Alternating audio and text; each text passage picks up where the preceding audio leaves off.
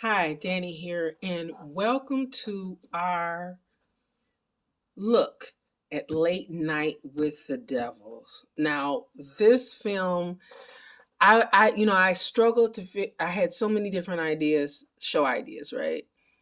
And I had been waiting for this film. I didn't get a chance to see it in theaters. I actually saw it on Shudder. It's on Shudder right now.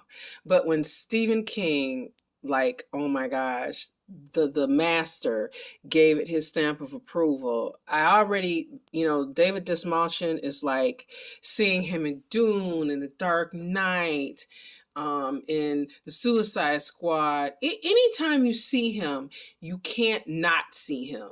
He's just like, I don't care how big a role, how small a role. And his role in The Dark Knight was not big, but it's like, who is this guy?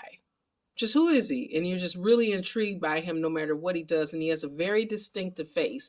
So just him alone. But then when Stephen King was like, you know what? I'm like, okay. When he gave it his seal of approval, his thumbs up, I'm like, okay, I really got to see this film.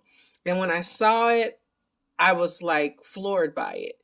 First, let me say it's a lean 87 minutes. The Cameron brothers, Cameron, you may see me looking at notes, Colin and Cameron, because a lot of these actors were new to me except for David. So actually all of them were. So, and these brothers were the directors. And they got this idea from a show, the Don Lemon Show, if I am correct here, where, yes, Don Lane, glad I looked. And on this show, there was a guy who was bending spoons, and a skeptic, a magic skeptic ruined it. And they kind of got the idea from that because the host kind of stormed off and got angry. And they grew up kind of looking at shows in the late night talk shows in the 70s and the 80s. And if you're familiar with them, they did kind of have a little dangerous quality to them. And I agree with them when they said that in a recent interview. They were kind of different than what we see now. There was more of a back and forth, like they always had. Like in here, he's got, his character, Jack has Gus, and they have this kind of back and forth, and they had more of that, and then they had little skits and varieties, and then sometimes people would say things, and it would be like, oh my gosh, where did that come from? That you could tell that wasn't planned. You could tell the conversation took a turn where it wasn't quite where when they booked the person they thought it was going to go. Like maybe they thought, okay, this person is going to talk about that movie. Next thing they know, they're talking about something totally different and maybe a little bit controversial. And you kind of don't see that as much now. Now, I feel like now it's actually more safer than it was then. People kind of have a script when they go on Fallon or Kimmel. I feel like I feel like they ask everybody. There's a few shows that we get a curveball thrown at us. But a lot of these shows are kind of pat, well, they tell a few jokes and they ask them about their latest project. And they might ask them about, oh, well, I heard you're a fan of so-and-so, or, whatever. And it's just kind of like, not very exciting. But back then it was a little bit different. And they did a very good job. They actually found someone who worked on the sets of these shows. There's a lot of dark browns and oranges. You can look at the sets, like the way the show looks. And, it is very reminiscent of a Merv Griffin or a Johnny Carson, and those may be names that some of you may not be familiar with. But if you looked up online and you look into some of these shows, you would see a very striking similarity, and the clothes and the hair. It just was like really 70s in the way it was shot. And the scenes where the behind the scenes are in black and white, and everything else is in color. And I like how they did that, because when you're looking at this, it's almost like you forget this is a movie and you think this is a documentary, because that's how it's kind of introduced, like a Blair Witch style. And I think if this would have came out then, people would be the same way they were back then, like, is this real, and trying to investigate this, because like I said, you almost forget this is a film. Let me say, if you haven't seen the movie and you're looking for a bunch of jump scares and I don't know, slasher type things. It's not that. It's not even quite The Exorcist, although there are elements that you can kind of see of that in it. Obviously, because I mean, there's someone who is being demonically possessed, or as Dr. Laura says, a psychic, infestation. But it is, it's just not quite. Like I said, if that's what you're looking for, it's not that. It's more of a discourse on a lot of things. Grief, I would say, on success, the price of success, how the behind the scenes of the TV business or media, any kind of multimedia, that cutthroat business, relationships, just, how far should you go to obtain success? There's a lot of things going on here. And like I said, I took a lot of notes because I just couldn't, it was just so much. Secret societies, religion, love, all these things are all worked into the cake of this film. And it sits with you, gives you a lot to think about. Kind of like Hereditary. If you've seen Hereditary, and when I say that, I'm not saying that they're the same movie, but Hereditary, which did have, oh my gosh, awesome jump scares, but it also, again, made you think. I really think this is more, some people are saying found footage, but I would say maybe a combination of found footage, elevated horror, just a little bit of everything. So I want to go over the cast really quick because I really do have to say, of course, we have Mr. David Dasmalchian as Jack Delroy, and he is the host of a show called Night Owls, which is significant. We'll get into that in a second. Laura Gordon plays June Ross Mitchell. Dr. June is a parapsychologist. We have Ian Bliss as Carmichael Haig, and he is excellent in this. He gets under your skin, and he is a former magician, and now he's a skeptic. And if you remember, like in the 90s, they had a lot of shows, and you still see them every once in a while of people like him who debunk, like, no, this woman really didn't get sawed in half, or no, he didn't really make the car disappear. They show you how they did all that. Well, he would be one of those guys. We have Faisal Bazi, who played Crystal, a psychic.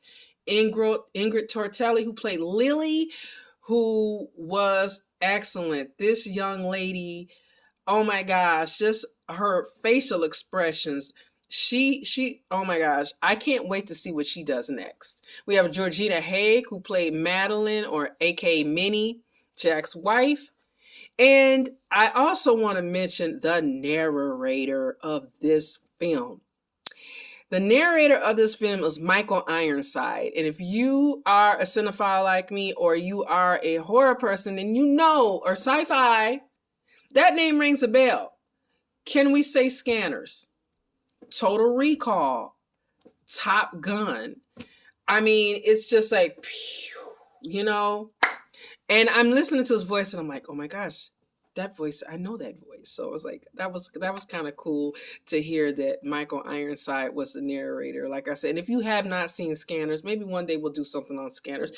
See it. I mean, you got to have David Cronenberg in your life, guys. I love Cronenberg. I'm a huge fan, and I like his son. His son has done some interesting work, is doing interesting work as well. So, what are we talking about here? Like I said, we're talking about conspiracies, supernatural, dreams, reality, lots of things. It opens up, we see a television. Right? And let me, before I continue, guys, there's going to be spoilers. If you haven't seen it, I hope you do. If you can watch it, come back. If not, let's keep going. So as you know, if you watched it, it opens up, there's a TV, and it kind of, Michael Ironside opens up, as I mentioned, as a narrator, and he's basically giving you an idea of what's going on in the 70s. It was a turbulent time. I mean, there was women's rights going on. There were civil rights. There were assassinations. As we were entering into the 70s. So they kind of, some of the stuff was like late 60s coming in the 70s. So I think what they were trying to say is this is the time period. So like I said, women's rights, civil rights, assassinations, 2 Kennedys, King, the Vietnam War we had going on, Manson, the gas, like this is where people were talking about siphon. We talk about gas now, where people were siphoning gas lines were crazy, all that was going on. They show that, just all the unrest in the country. And there was some satanic stuff going on there as well, lots of cult stuff, Manson wasn't the only, the family weren't the only cults going, around during that time.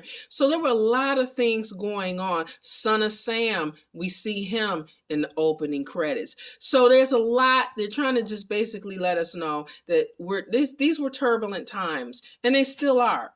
Going as the 70s are open up, there's still turbulent times. But we have Jack Delroy comes along, and he is picked to be he was a radio personality, and he gets a gig to host a late night show to compete with Johnny Carson. If you don't know that name, Johnny Carson was the king of late night. The Tonight Show, what you see now, he was the original OG king of that show. Then Jay Leno came later, and everybody else came later, but Johnny was great. He used to do all these funny skits. I remember sitting with my grandfather and watching his show and Merv Griffin. So a lot of this stuff I was familiar with, but he was a great host. He was funny. Even if he didn't know the guests so much, he did enough research to where he would make it interesting. And like I said, he did a lot of funny skits in between. Ed McMahon was his sidekick. If you've seen Ed McMahon on all those commercials for Publishers Clearinghouse, where Ed McMahon was his sidekick, his boy. And they had this great camaraderie, like Butch Cassidy and the Sundance Kid, or like Thelma and Louise. I know there's a funny comparisons, but we're talking about camaraderie here, guys. But so they had this great camaraderie. So he's coming in from this other TV station to kind of compete with Carson. And he starts off, and they show him, and he's saying, I want to thank everybody for supporting me, including my parents who are at home right now in front of their television watching Johnny Carson. And he comes off as warm, as funny, cozy. You get a cozy feeling from him. And I don't even think I mentioned the gentleman who played. Yes, Rise Arturi plays Gus. So I wanted to mention who that was and give a shout out, because I really liked how he portrayed this character. They have a really great camaraderie. So he comes in, and he slowly but surely he's a hit. He's a hit. And it's like, okay, wait a minute now. We got somebody who might be going head to head with Carson. And so they kind of give you, during this documentary like style, this history of Jack.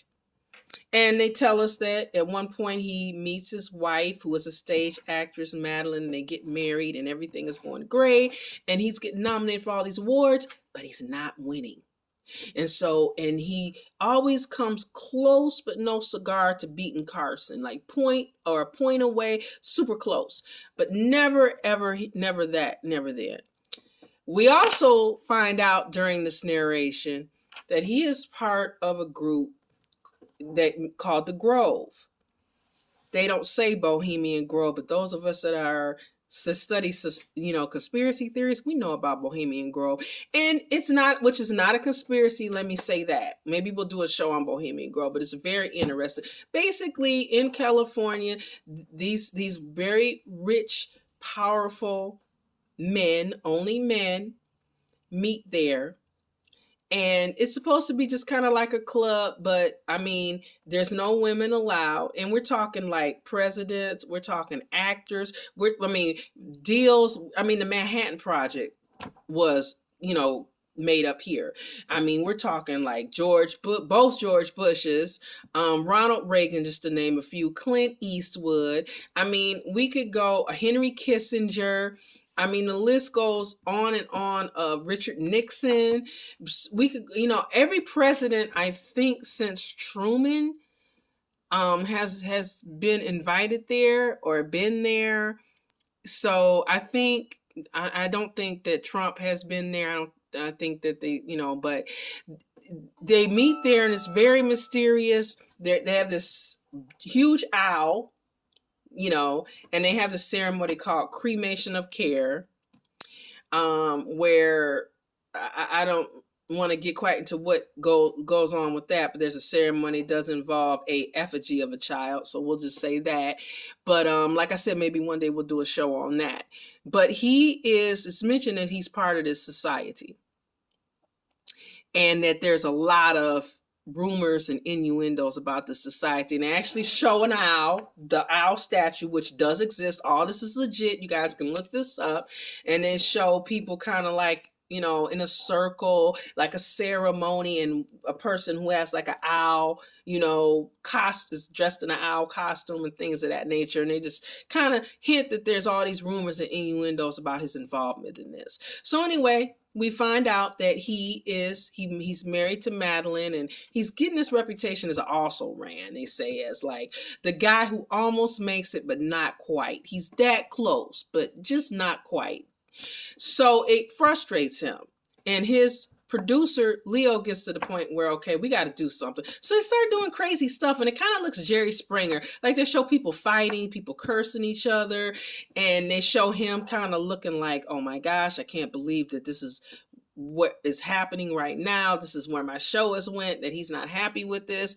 So it deteriorates. They actually show him walking off, and we also find out that Madeline contracts cancer, and they make a point to tell us that she is not a smoker, but is lung cancer. So they specifically say that, and we'll go back to that. And and it's also Night Owls. Remember the show's called, remember I said Night Owls, and he's in the secret society? Okay. So Madeline makes an appearance on the show before she passes away, and she's very sick, and you can tell, and he's holding her hand. And it's a very heart-wrenching scene. Very heart-wrenching, you know, to hear her talk about when they first met. And it was their highest rated episode, but it still falls short of Carson.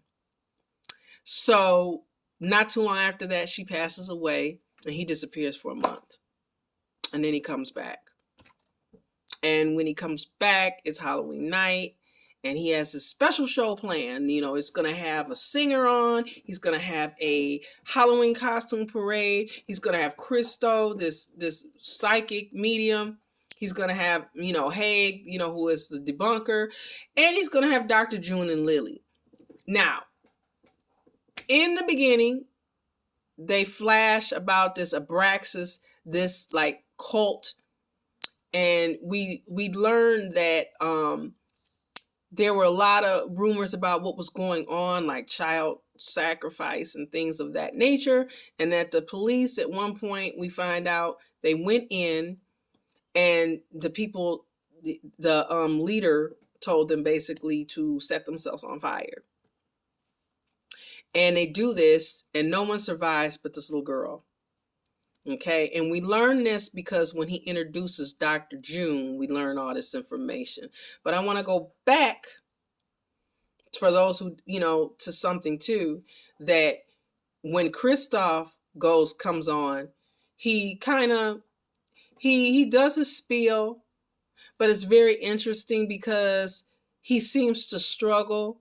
And as you're watching, you know, when he comes on and introduces him as a medium, and he's like, is there a so-and-so in the room? He names the name. And then this guy stands up and is like, are you talking about me? And it's kind of painful because you can see, you're like, this guy's full of it. Like, he's not even close. Like, he's saying, well, your wife is in the room. She passed on. And the guy's like, my wife ran off with my neighbor, you know? So he's wrong. And then he says something like, well, the lights mess up with my psychic, you know, connection, whatever. And he does settle upon this. He gets a vision, and he starts talking to this woman who talks about her son. But even though he's right, you get the feeling that he's kind of grasping at straws. You just don't know if this guy is real or not. And then he gets this vision where he starts talking about this Minnie, and his head is really hurting. And he's like, oh, my head is hurting. It's like Minnie, and is there a Minnie in the room? Is there a Minnie in the room? And for a brief minute from Jack, we get this kind of flash. But it's very brief. you kind of reflect back on it later. And, you know, and the lights kind of flash real crazy and stuff like that. And then he's sweating and they kind of rush him off. And he sits down, and we have our skeptic. Our skeptic comes in, Haig, and he's a real jerk.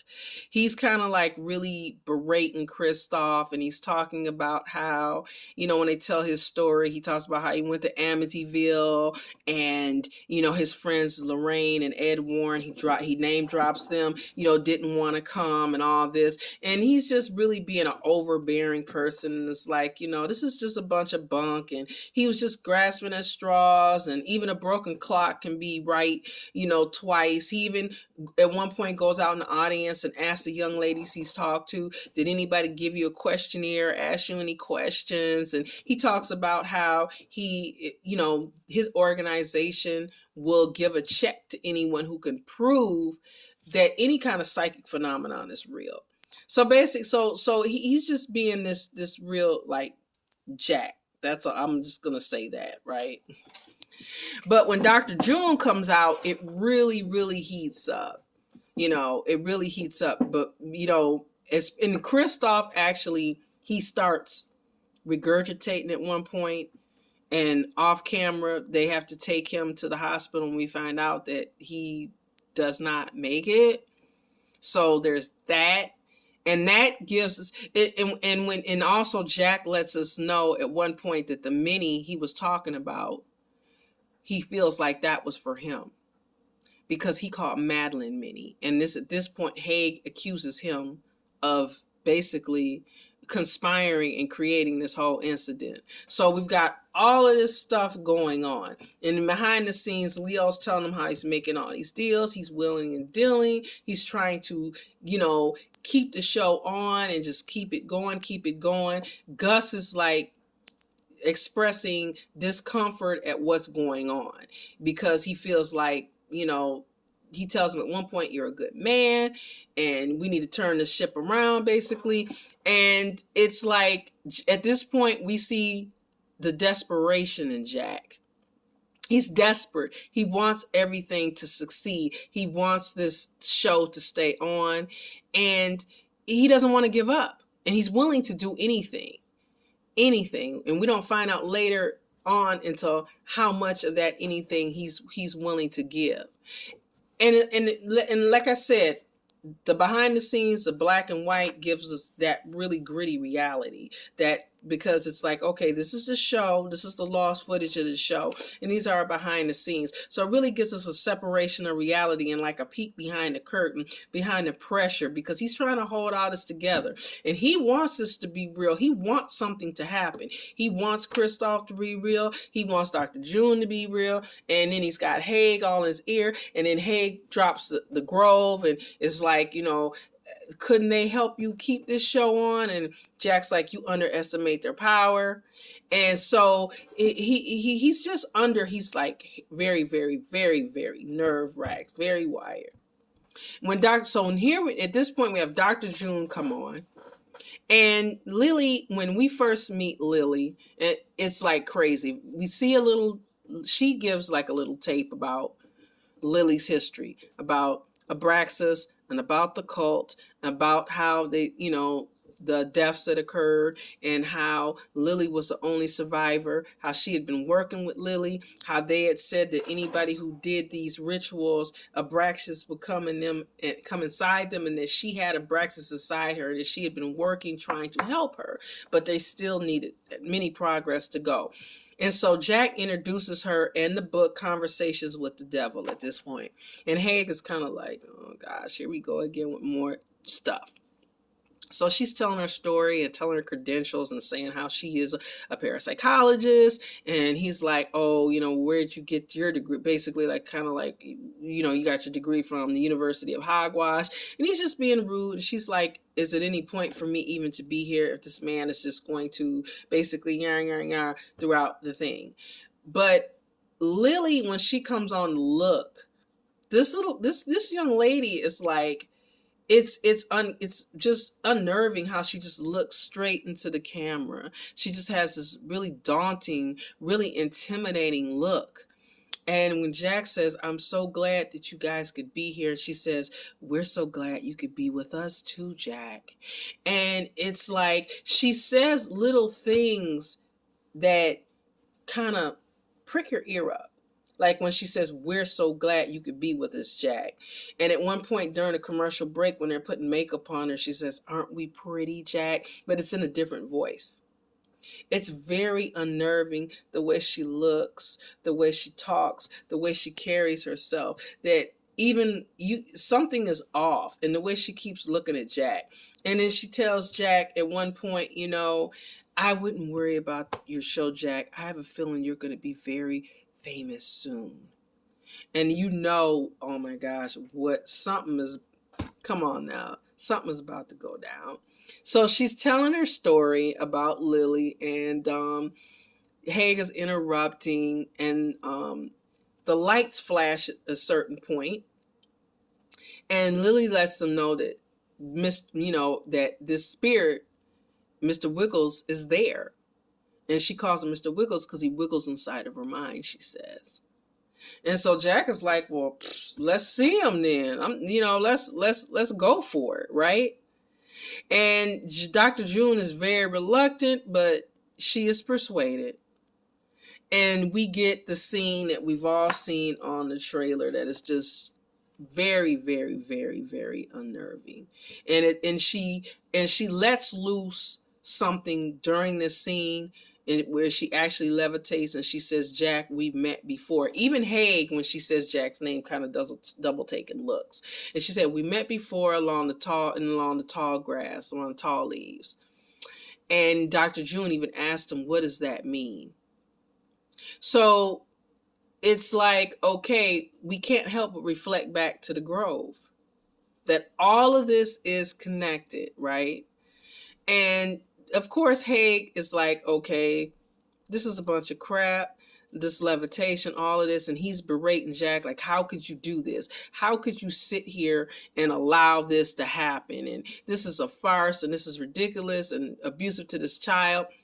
Gus is freaking out. He's like, this is sorcery. Like, I didn't sign up for this. Like, he's like Dwayne, the cameraman in Scream 2, where he's like, look, I didn't sign up for this, Gail Weathers. You know what I mean? And when we all know he wound up, quitting because he was like, I don't want to wind up like the last cameraman. And you know what, guys? I don't blame him. I don't blame him, family. But anyway, Gus is like ready to bolt. We also have already found out that Crystal is dead, has passed away, and we find out from Leo that I think two members of the crew walked off, 2 or 3. But after that demonstration,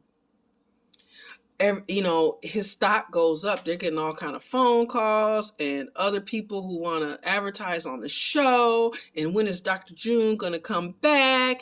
And it's just like, oh my gosh, and it's like, I'm back on top. I'm back on top. So Jack is like excited. And it's like, Gus, be quiet, just do your job type of thing. They don't say it like that, but basically that's the word. So it's coming. It's coming for them. It's coming together for them. But meanwhile, Haig is like, whatever. This is not real. And he's like, I can prove it. He winds up hypnotizing Gus and the audience. And Gus has a fear of worms. And this is really like, it kind of did remind me of Cronenberg type of scene, like body horror, where it almost rips open his body to get these worms out. And when they play the tape back, of course, there were no worms. He hypnotized them. And Dr. June's like, I didn't hypnotize the audience. I didn't hypnotize anybody. And Lily just says, well, why don't we just play back the tape, of our portion of the show? And at first, they're not going to do that, but then they decide to. And when they play back that portion, unlike when they played back Gus's portion with Haig, where they saw nothing and they saw that they were all hypnotized, there really were no worms, they actually, see. And we get the climactic scene where Lily just like goes ham. That's all I can say. She just goes kind of nuts, and it's like thunderbolts and You know, Gus does not fare well in this scene. Haig doesn't, which by this time you're not too sorry about it. And nobody in the audience. Now, gotta go back. In the audience, there's a skeleton. There's a guy dressed as a skeleton. Now, a lot of people online are saying this is actually the devil. I don't think it's the devil. I think that it is a representative of the Grove. I really think that it was somebody who was there, who was a member of the Grove, who was kind of watching him, watching Jack to see, you know, what he was going to do and to make sure things run smoothly. And I found it interesting when I did more research to find out that David Dasmalchian said the same thing, that he kind of thought that too. So I felt that way. So yeah, I don't think that that was the devil, but it is eerie when we do see this guy, and I'll post pictures on Instagram of him. But he kind of goes through this like almost like Ghost of Christmas Past, these different scenes where it's like what's real, what's reality is blurred, where there's scenes of past, maybe past shows, maybe not, different little skits, vignettes, and we also see a scene with him and his wife, and she's basically saying to him that, didn't you know the price? You know, I'm paraphrasing, but it's kind of like, didn't you know that this was the price you were going to have to pay? So we kind of have to infer that the price that he paid for the fame was her, you know, her cancer, basically, like an exchange. And she's in pain and she's in bed and she's coughing, and she basically asked him, please, you know what to do, you know what to do. And there's the knife there, and he ends up stabbing her, and then he looks up and it's Lily. And it's like you can hear sirens in the distance. Now, like I said, this movie stayed with me. It was a hell of a ride. I don't know other way to say it. No pun intended.